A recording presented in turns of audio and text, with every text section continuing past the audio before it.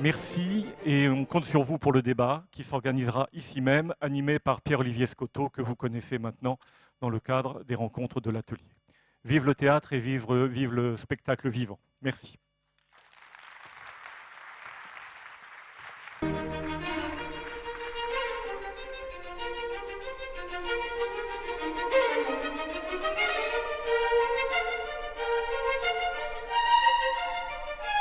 Évidemment les batailles, mais raconter les faits, les émotions.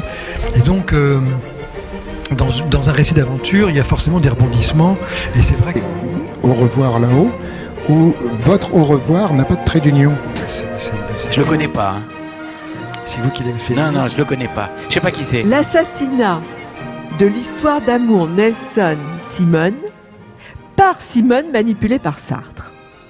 Acteur de théâtre, c'est d'être à la sortie des spectacles et de regarder les personnes, de les écouter, de voir leurs réactions, bonnes ou mauvaises, peu importe. J'aime quand il s'est passé quelque chose. Donc on est là effectivement, nous, pour transmettre. Mais de la pièce. Alors, Contraction, donc pièce écrite par Mike Bartlett, un auteur anglais qui a une trentaine d'années.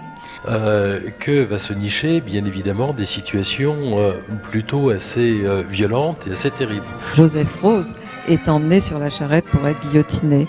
Seulement, elle a si peur que quand elle approche de l'échafaud, elle s'évanouit. Firmine, tu as lu le texte ?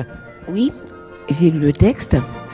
Et c'est vrai que ce que dit Julie est très juste. Ce sont toutes ces personnes qui initient ce petit homme.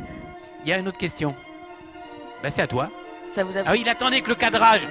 Il attendait que la caméra soit sur lui. Comme le texte, comme je vous expliquais avant, le texte est arrivé par page. En fait, tout à coup, j'avais une partie et puis je lisais. Et qu'une des choses qui caractérise Jankélévitch, et qui caractérisait ses cours si fameux, et c'est pour ça que les étudiants l'adoraient, c'est qu'en gros, on peut dire, pour simplifier, que ce fameux je ne sais quoi et ce presque rien, c'est ce qui fait toute la différence. C'est ce petit rien. Ce petit rien. Très grand trait son existence. Irène Nemirovsky, c'est un cas à peu près unique dans notre littérature. Elle est passée 2 fois dans sa vie. Le premier, d'ailleurs, dans son premier roman qui s'appelait L'ennemi, elle parle de ses rapports très conflictuels avec sa mère, qui était vraiment une femme détestable. Juste un amour intense. C'est pas juste un amour qui... non, c'est quelque chose de plus... 50, 60 millions sont morts avant. Alors cela a beaucoup pénalisé le continent africain. Non, c'est important. Moi, je pense que j'ai une relation avec Marie Prince.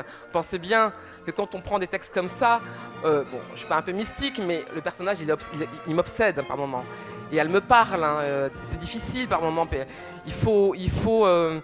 Il y a quelque chose qui se passe corporellement avec le personnage.